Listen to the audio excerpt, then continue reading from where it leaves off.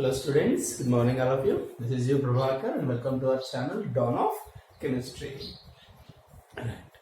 We have discussed about the electrolysis in part 1 and part 2. In this video, let us discuss about the applications of electrolysis, current efficiency and different kind of problems, how they are going to ask based on this electrolysis we will discuss. If you are new to this channel, subscribe to this channel, and that really encourages me to put more different videos on this chemistry concepts. In the description link, I have given you one WhatsApp link through which you can join the WhatsApp group created by me, where all your doubts can be clarified for free only. Don't think it is any money or something.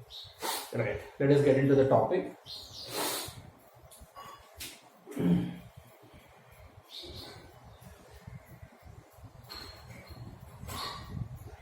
Current efficiency.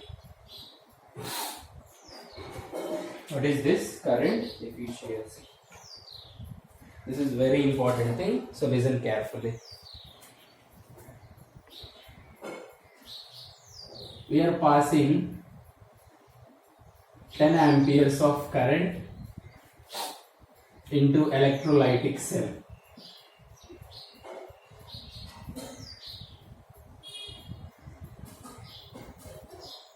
We are passing 10 amperes of current into the electrolytic cell, but when it comes to electrolytic cell, only 5 amperes is used. What happens to remaining 5 amperes means it is not reaching the electrode. Somewhere in between only it is elapsing. That means, see, when we are using 10 amperes, if 10 amperes are coming output means that is 100% efficient. Since you are passing 10 amperes, only 5 amperes is coming. That means how much percent efficient? This is very important thing. Whenever you are passing 10 amperes, if output also coming 10 amperes means then it will be 100% efficient. But here 5 amperes is coming outside means that is utilized. Then how much percent efficiency means you can get this thing. Percentage efficiency is equals to 5 into 100 by 10 will come. So this will be how much percent efficient means 50% efficient will come. Like that, let us say I input is 100% efficient and I output is how much percent efficient. So this is important thing. So I input is a total whatever current you are passing that comes outside means it is 100% efficient. If this much is coming output means how much percent efficient. So percentage efficiency is equals to I input into 100 divided by I output into 100 divided by I input. By using this thing, we can study about the current efficiency. Let me tell you one problem based on this thing.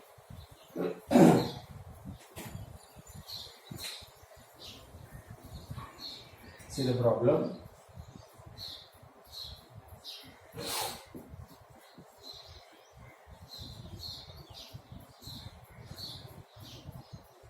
To convert nitrobenzene into aniline. To convert 1 mole of nitrobenzene into aniline. To convert 1 mole of nitrobenzene into aniline. To convert nitrobenzene into aniline, how many amperes of current with 50% efficiency to be passed for 10 minutes. So see here, to convert 1 mole of nitrobenzene into aniline, how many amperes of current with 50% efficiency to be passed for 10 minutes? That means I will be telling you regularly this thing whenever there is a problem. Understanding the problem will solve the problem 50%. So see, 1 mole of nitrobenzene to be converted into aniline. How many amperes of current? How many amperes you should know? Current efficiency is equals to 50% and the time you are passing is 10 minutes. This is the thing. We know very well. See, 1 mole is 123 grams. NO2, nitrogen is +5 oxidation state, and here it is a -1 oxidation state plus 6 electrons. So 6 Faradays is required for 1 mole. 6 Faradays required for 1 mole. So you have to pass 6 Faradays means 1 mole will be come. So here you have to convert 1 mole only. So that's why 6 Faradays means, see, Q is equals to IT. Q equals to how many Faradays we have to pass? 6 Faradays. So 6 into 96,500 is equals to I into time will be 10 minutes. 10 minutes means 600 will come. So I is equals to 6 into 96,500 by 600 will come. So how many amperes you have to pass means 965 amperes we have to pass. Everybody will do in different methods. The best method is convert them into moles, find out the Faradays, from there easily you can do, or simply you can use W is equals to ZIT formula, where Z equals to ZEW by 96,500 formula. In place of weight you can put 96,500 grams and you can do, there is no problem also. This you can do in any method. So see, 1 mole of nitrobenzene conversion requires 6 Faraday. This is Q. So Q equals to IT. We have to find the I value. So I value is coming as 965 amperes. Is that the final answer means? No. This is required means output is this thing. So I output is equals to 965.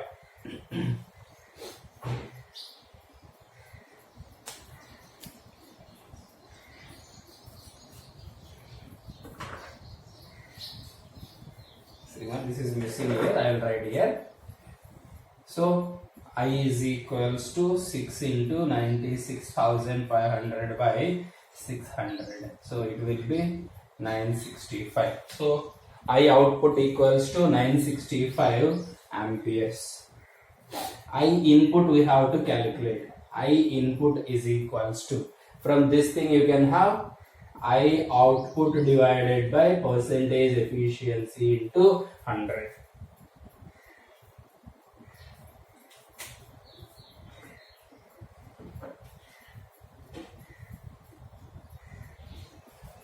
So see, already they give you.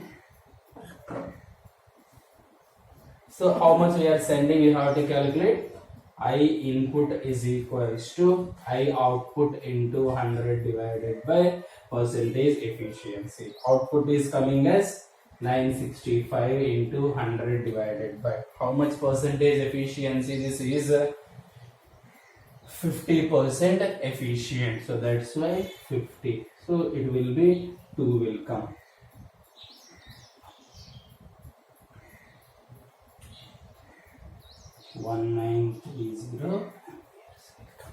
Like this, they will ask you problems based on this current efficiency. Current efficiency problems are very important. So they will say this much amperes is passed, this much compound is reduced. So what is percentage efficiency? They will ask you. So whatever is there, percentage efficiency is equals to output into 100 by input will be coming. They can ask you how much input is there, how much output is there, what will be the percentage efficiency also.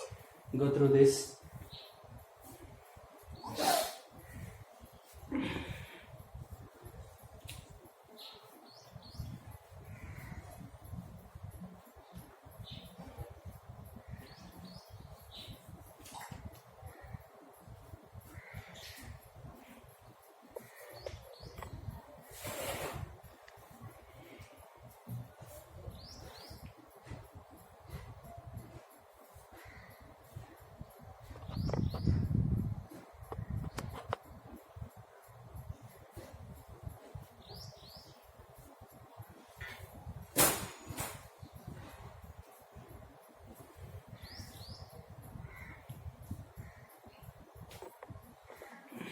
Hope you have taken this.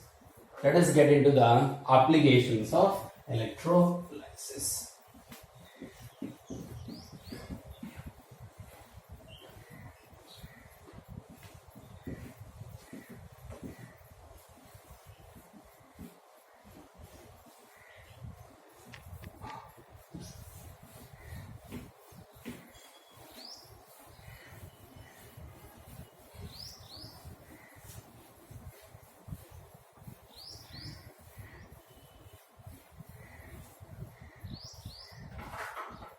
Let us see what are the applications of electrolysis.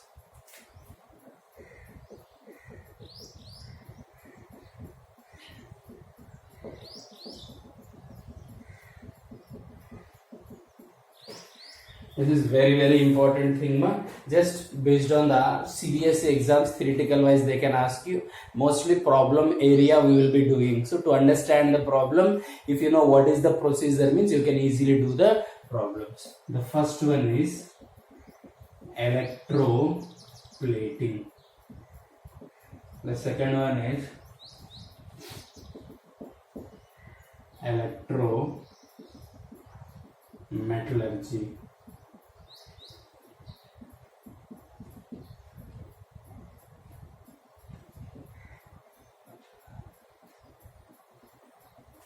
The very first application is electroplating and the second one is electrometallurgy will be coming.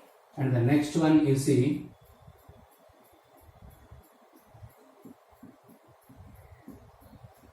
purification of metals. Purification of metals. These three are the main applications of this electrochemistry. Let us see what is this electroplating. This electroplating is important thing, ma. Whenever a metal is there, whenever it comes in contact with any other metals, it gets corroded. So to prevent that corrosion, we will be coating that particular metal with the other metal. If you take for example, iron is there. Whenever iron comes in contact with soil, or normally iron is present, means whenever in the environment iron gets corroded very easily. We will discuss these corrosion principles in the upcoming classes. So whenever you coat this iron with zinc, whenever you coat this iron with zinc, means the process is known as the galvanization process.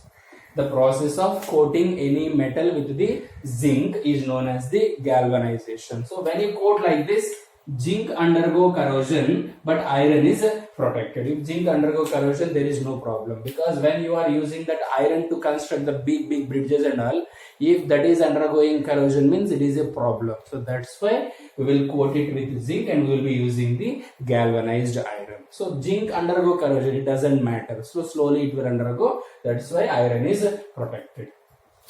Next you see electrometallurgy. What is this electrometallurgy? Means there are so many metals like potassium, sodium, aluminum, magnesium and then calcium, which are obtained by the electrolysis principles. The common example is aluminum extraction. Hall-Héroult process is present. In that Hall-Héroult process, we can extract the aluminum. Cryolite ore Na3Al(F6) is mixed with fluorospar CaF2. This one is Na3Al(F6) is mixed with CaF2 and it is electrolyzed. Why we have to mix with this one? Means to decrease the melting point of this cryolite and to increase the conductivity of cryolite, we will be using this mixture. Like this we can extract aluminum by using electrometallurgy. And next you see purification of metal. The best example we are having is copper. We will take impure copper and we will take pure copper. We will dip them in the copper sulfate solution. We will connect them to the high voltage battery. When you connect them to the high voltage battery, impure copper behaves as anode. This behaves as a cathode. So whenever you pass electricity Since this is active electrolysis, the metal will dissolve at the anode and it will deposit at the cathode. So all the impurities will go and deposit on the pure cathode. And next one is production of non-metals. Some non-metals like hydrogen, fluorine, chlorine and all can be obtained from the solution by the electrolysis. So whenever we electrolyze the solutions of hydrogen containing, fluorine containing and chlorine containing solutions, the respective gases can be liberated. And some compounds are there. Some compounds like NaOH, KOH can be obtained by using this electrolysis process. Nelson cell. By using Nelson cell, we can produce this NaOH. Like this, by using these electrolysis principles, we can prepare all these things. So like this, we can study about the applications of electrolysis. So that is the thing regarding what is electrolysis and what is current efficiency, what are the applications of electrolysis. If you know what is the application of this thing, means by looking at the problem you will get a great clarity on what you have to do there. Now let us see some problems based on this electrolysis.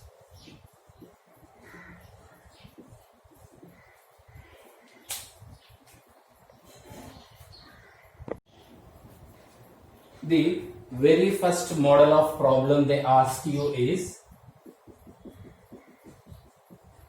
thickness of metal coated. Thickness of metal coated. This is a very important thing. Let us take for example, there is a metallic plate having length L and breadth B. There is a cube having edge length A. There is a sphere having radius R.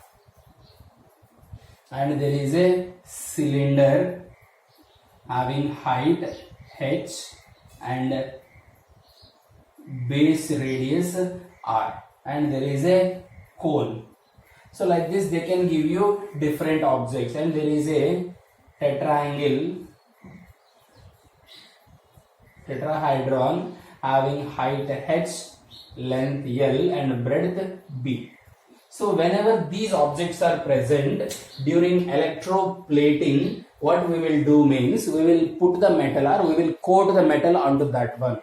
To coat that particular metal, how much time we have to pass the electricity, or how much time we have to pass electricity and how much electricity we have to pass through the solution. That will be studied in this electroplating technique. Let us see.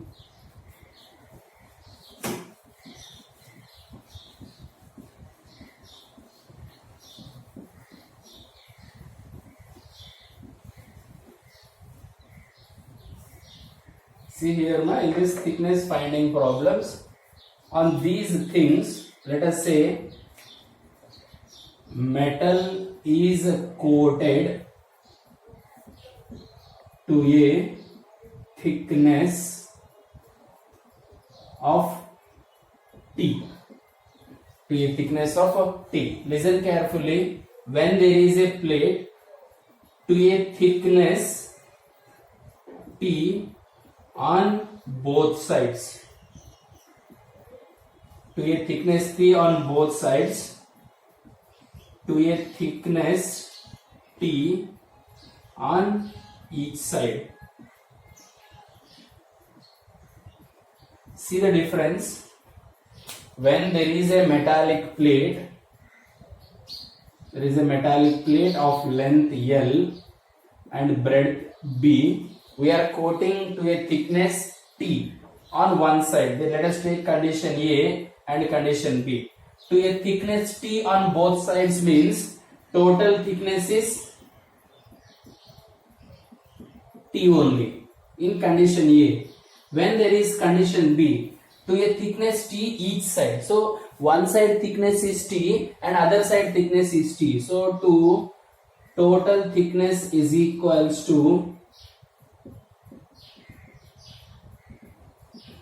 2T. So this is very important exceptional thing you have to remember. So whenever to a thickness T on both sides means on both sides together thickness is T. So then what happens to the volume of metal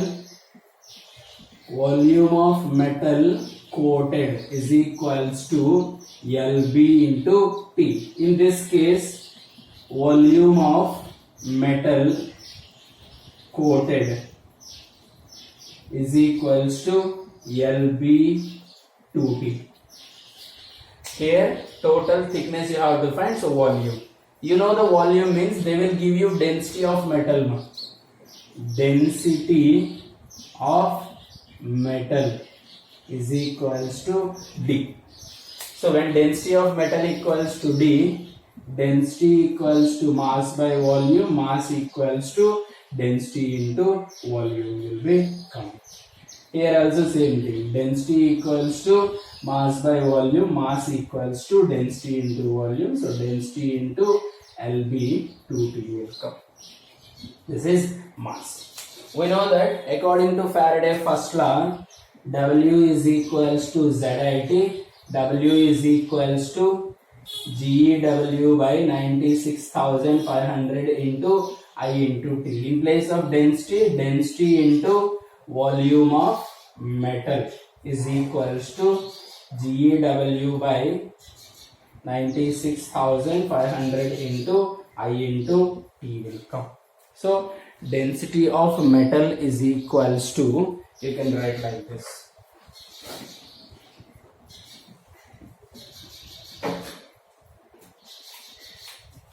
W is equals to ZIT, W is equals to GEW by F. F means 96,500 into I into T. W means you can write it as density into volume of metal is equals to GEW by 96,500 into I into T.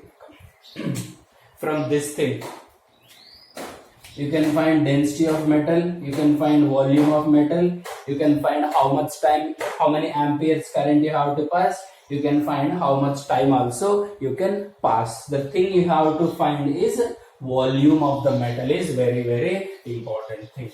When it is coated to a thickness T, final volume equals to, so see here, in every case, in a cubic case, in sphere case, in tetrahedron case, cone case or any case, when metal is coated to a final thickness T, when it is coated to a final thickness T, what happens to the edge length? A is equals to A plus T. So volume of metal coated is equals to volume of object after coating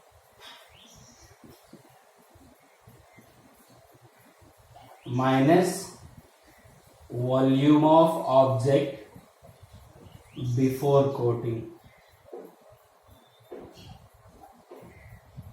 So this is the formula will be coming. So how can you get this thing? Means during this electroplating problems, first we have to find out the thickness. Here the most confusing area will be when they give you a plate of length L and breadth of B. That time to a thickness T on both sides is important thing, to a thickness on T each side. When it is each side means double will come.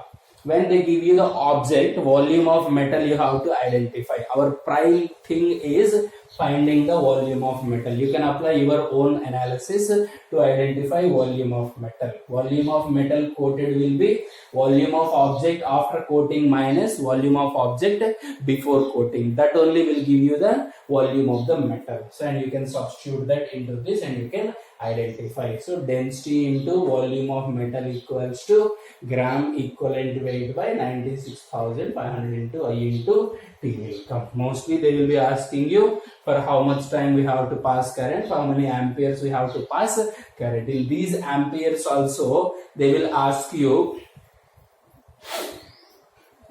percentage efficiency problem also they will ask you. Anyhow, gram equivalent weight they will be mentioning. Like this, they can ask you problems based on this electroplating.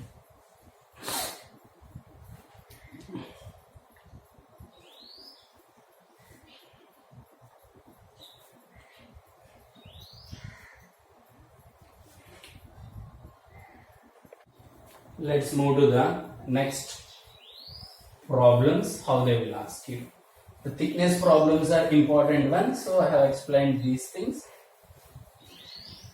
The next model problems they ask you is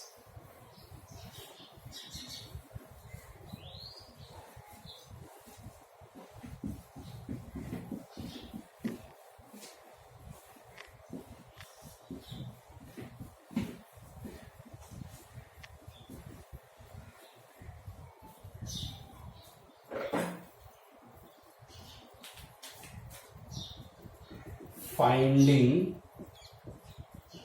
ratio of volumes of gases liberated.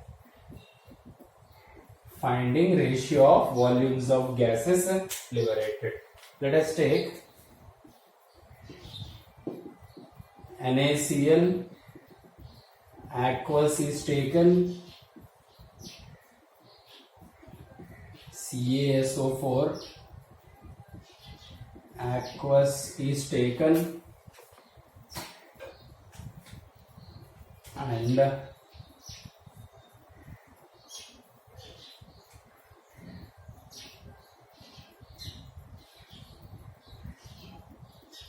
AlCl3, aqueous is taken.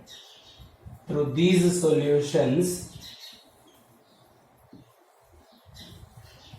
so three solutions are taken: NaCl aqueous solution, CaSO4 aqueous solution, and AlCl3 aqueous solution are taken.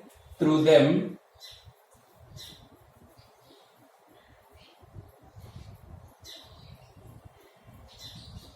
(965) amperes current passed for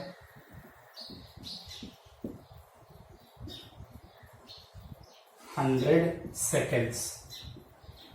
They have taken NaCl, calcium sulfate, not calcium sulfate, copper sulfate, and AlCl3 solutions are taken. 965 amperes current passed for 100 seconds. Find the ratio of volumes of gases liberated at cathode and anode at each container. So see, in this container, let us take container A, container B, container C. In container A, what is the ratio of gases liberated at cathode and anode? In container B, what is the ratio of gases liberated at cathode and anode? At container C, what is the ratio of gases liberated at cathode and anode will be coming. Always remember, whatever the current they give you, anything they give you, if you use W equals to ZIT formula, it will definitely take so much amount of time for you people to solve that thing. So that's why what we have to do means just find the how many Faradays we are passing. So from Faradays you can easily do. So see here, 965 amperes passed for 100 seconds. So Q is equals to I into T, 96,500. That is nothing but 1 Faraday, right?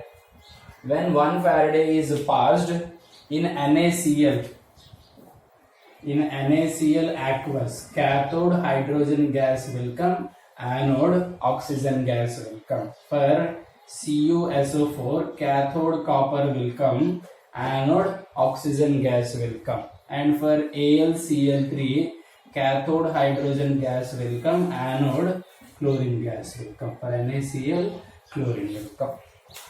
In this situation, you are passing 1 Faraday. 1 Faraday will produce 1 mole of hydrogen and then 1 mole of chlorine. 2 Faradays will produce 1 mole. So 1 Faraday will produce half mole of hydrogen and half mole of chlorine. These are the things we have discussed in the part 1. See, copper case, no, not part 1, part 2 I have explained. Copper case, this is a gas. So 1 Faraday will produce half mole, and for oxygen 1/4 moles will come. This is one yesterday part 2 I have explained this thing. And here hydrogen and chlorine case, 1 Faraday will produce half mole of hydrogen and half mole of chlorine will be coming. Then what will be the ratio? This will be 11.2:11.2. So it is 1:1. This is 0:2. You can't have ratio because this is 0, right? So there is no gas. So no gas, and this obtained will be 5.6 liters will come. Try to by heart these values. 1/4 moles of hydrogen gas, how much volume will come? Oxygen gas, how much volume will come? And then chlorine gas, how much? This one is 11.2 liters, 11.2 liters. So this ratio will be 1:1 will come. Like this, we can identify the ratios of gases liberated. Let me tell you one more example. Kolb electrolysis.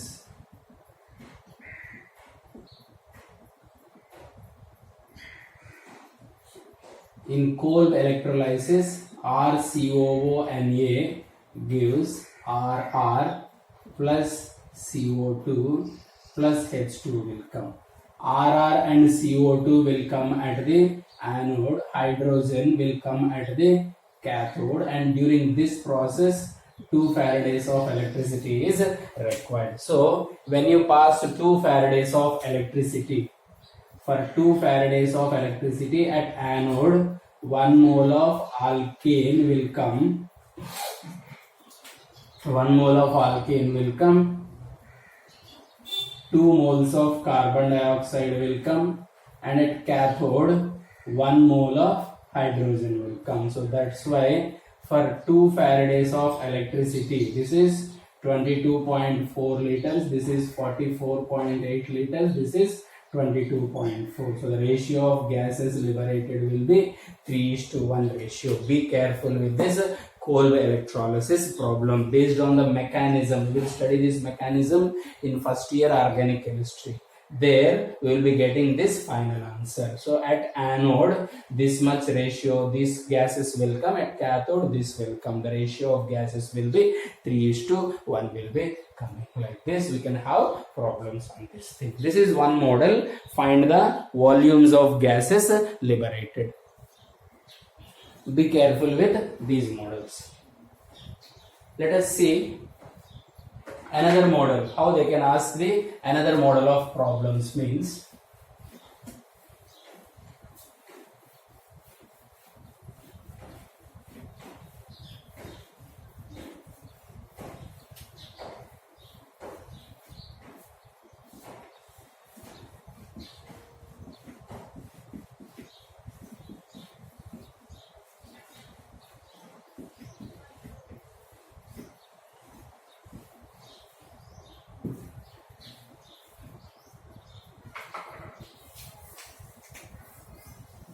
pH of resulting solution. pH of resulting solution means after electrolysis, whatever the solution is there, what is the pH of that particular solution, that we will be discussing. Let us say NaCl solution is taken and 965 amperes current passed for 1000 seconds. What is the pH of resulting solution. So whenever you pass 965 amperes current for 1000 seconds, what happens means, see, at cathode NaCl aqueous solution it is. So this is NaCl aqueous solution, Na plus 1 electron gives Na. So sodium will be decreased. At anode, if you see, Cl minus will give you half Cl2 plus 1 electron. So 1 Faraday you pass means half mole Cl2 will go out. See, cathode, since it is aqueous solution, H plus 1 electron gives half H2 will come. So hydrogen has gone, chlorine has gone. Remaining solution will have sodium ions and then OH minus ions. So it will form NaOH. So basic solution will remain. So see carefully.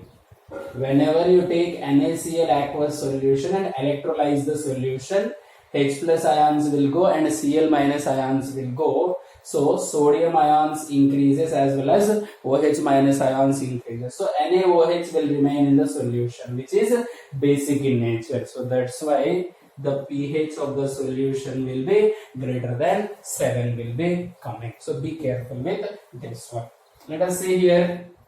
1 Faraday will increase 1 mole of OH minus ions or half mole.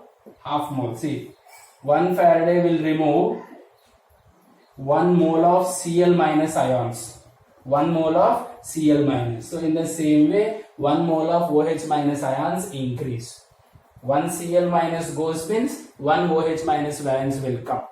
1 mole of Cl minus ions are removed means 1 mole of OH minus ions will be excess. Here you see 965 amperes per 1000 seconds. Q equals to IT 965 into 1000. So 96,500 into 10. So it is 10 Faraday. So whenever you pass 10 Faraday increase